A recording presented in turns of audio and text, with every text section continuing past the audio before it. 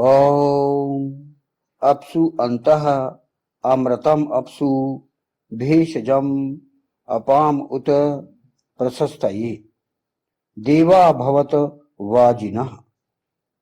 अप्सराओं, जलों, कर्मों, औरत जनों के अंदर अमृत है। अप्सराओं, जलों, कर्मों, आप्त जनों में औषधि है। अप्सराओं, जलों, कर्मों, आप्त जनों की प्रशस्ति के लिए हे दिव्य कर्म करने वालों, धर्म युद्ध करने वाली हो। यह जो मंत्र लिया गया वह ऋग्वेद के प्रथम मंडल के 23वें सूक्त का यह 19वां मंत्र है। क्योंकि यह सृष्टि कर्म प्रधान है, अतः बिना कर्मों के सृष्टि आगे नहीं चल सकती। इसलिए व्यक्ति के लिए कर्मों में ही अमृतत्व है। क्या कहा गया है? अप्सु भेषजम। इसकी व्याख्या यहां पर की गई है। कहा गया है अप्सराओं, जलों, कर्मों और आप्त जनों में औषधि है। मंत्रांश है अप्सु भेषजम का यही तात्पर्य है कि अप्सराओं, सुंदर लड़कियों और औरतों के द्वारा अपने मधुर व्यवहार से अनेकों रोगग्रस्तों को ठीक किया जा सकता है। हम देखते हैं कि चिकित्सा के क्षेत्र में नर्सों को जो जॉब दिया जाता है, नर्सों की जो भर्ती की जाती है, वह उनका व्यवहार, रोगियों के साथ मधुर व्यवहार करने का प्रशिक्षण दिया जाता है, ताकि जो रोगग्रस्त व्यक्ति है, रोगग्रस्त जो भी जन है, वे उनके व्यवहार से स्वस्थ हो सके। तो वे भी एक औषधियों के काम करती।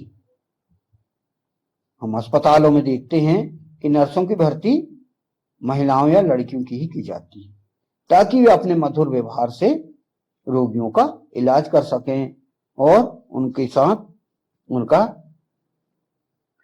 रोगग्रस्त करके और उन्हें अच्छा कर सकें।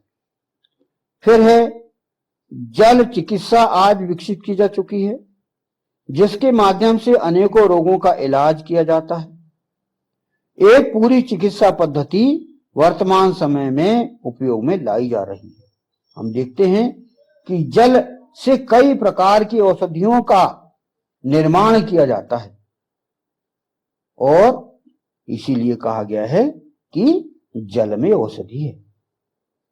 हम प्रातः काल जल से ही हम स्नान करते हैं तो हमारे शरीर में ताजगी आ जाती है, वह भी औषधि का काम करती है।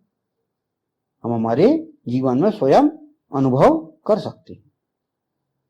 और जल को शुद्ध करके उसका पान किया जाता है, वह हमारे लिए अमृतत्व का, औषधि का काम करता है। जल को लोग तांबे के पात्र में रख के उसका पान करके औषधि का उपयोग करते हैं। तो जल हमारे लिए बहुत ही महत्वपूर्ण स्थान रखती है हमारे जीवन में। फिर कर्मों में अनेकों प्रकार की बीमारियों का हल है।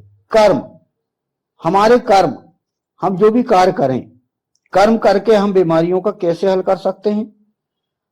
वर्तमान समय में चिकित्सक अपने मरीजों को विभिन्न प्रकार के कार्य करने की सलाह देते हैं, जिनके माध्यम से उनके रोगों का उपचार हो सकता है। हम जब भी चिकित्सकों के पास जाते हैं तो वे दवाओं के साथ साथ हमें कुछ शारीरिक क्रियाएं करने की भी सलाह देते हैं, जैसे प्रातः काल जल्दी उठना, प्रातः काल वॉक करना, पैदल चलना, साइकिलिंग करना, दौड़ लगाना।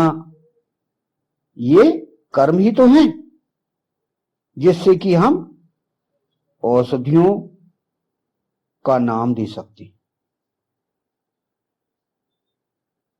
इसी प्रकार हम देखते हैं जैसे बाबा रामदेव, उन्होंने योग के माध्यम से अपने शरीर की क्रियाओं को विभिन्न प्रकार के आसनों का उपयोग करके हम हमारे जो रोग हैं उनको हम दूर कर सकते हैं। विश्व में प्रसिद्ध बाबा रामदेव का नाम आप जानते हैं और वे औषधि के माध्यम से कर्म को करके यानी हमारी शारीरिक क्रियाओं को हम संपन्न करके हम कई प्रकार के रोगों को दूर कर सकते हैं। इसी प्रकार आत्मजन तो स्वयं सामाजिक बुराइयों की बहुत बड़ी औषधि है। आत्मजन अर्थात जो सद्वचन बोलते हैं, अच्छे वचन बोलते हैं, अच्छे प्रवचन करते हैं, वे स्वयं जन सामान्य को सामाजिक बुराइयों को दूर करने का बहुत बड़ा बीड़ा उन्होंने उठाया हुआ है और उनका काम बहुत ही सफलतापूर्वक चल रहा है। इस समय मीडिया में आप देख सकते हैं अनेकों रोगों का उपचार आत्मजन किया करते हैं। अनेकों जो लोगों के मानसिक रोग हैं, शारीरिक रोग हैं, उनको वो अपने प्रवचनों के माध्यम से, अपने भाषणों के माध्यम से, अपने अच्छे वचनों के माध्यम से आप उनसे मार्गदर्शन प्राप्त कर सकते हैं। आज हम देखते हैं लोग कितने तनावग्रस्त हैं, निराशा उनके अंदर छाई हुई है। तो जीवन को सुखमय बनाने के लिए, जीवन को आनंदमय बनाने के लिए जो आत्मजन हैं, जो ऋषि मुनि का स्थान ले चुके हैं, जो सामाजिक बुराइयों को दूर करते हैं, उनका हम लाभ उठा सकते हैं। तो ये भी औषधि का काम करते हैं, आत्मजन।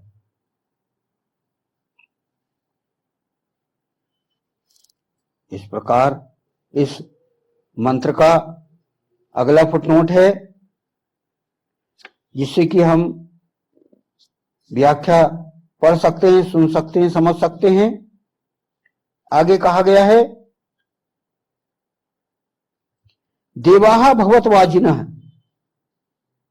अर्थात आगे इसमें कहा गया अप्सराओं, जलों, कर्मों, आत्मजनों की प्रशस्ति के लिए हे देव कर्म करने वालों, धर्मयुद्ध करने वाले हो।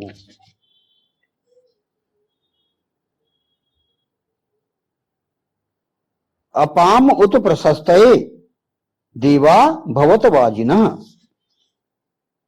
मतलब आप जनों की प्रशस्ति के लिए हे देव कर्म करने वालों, धर्मयुद्ध करने वाले हो। इस मंत्रांश की व्याख्या यहां पर की गई है।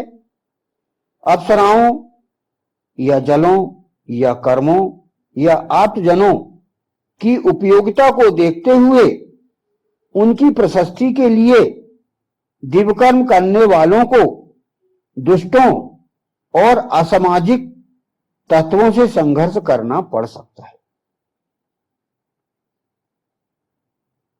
कैसे कि अप्सराएं, उनका आप यदि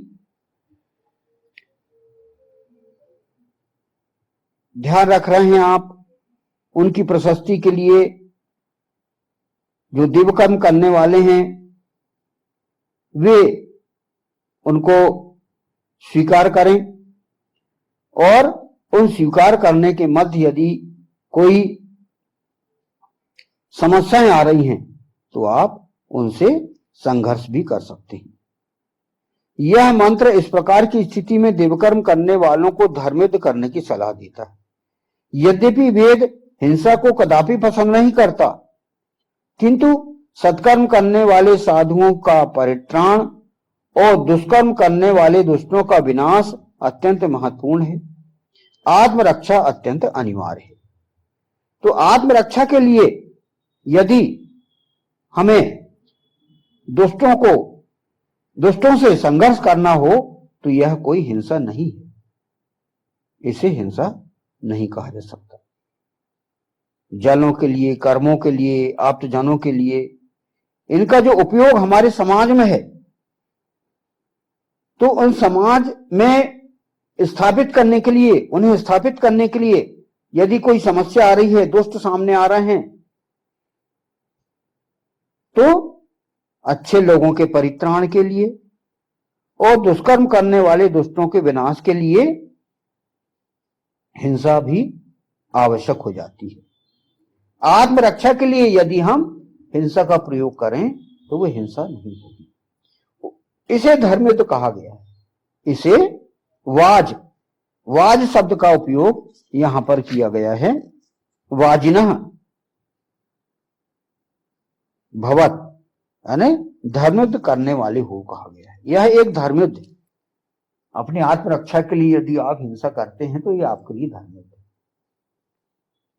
अप्सराओं की रक्षा के लिए, जो कि समाज के लिए उपयोगी हैं, उनके लिए धर्मयुद्ध यदि किया जाता है तो भी उचित है।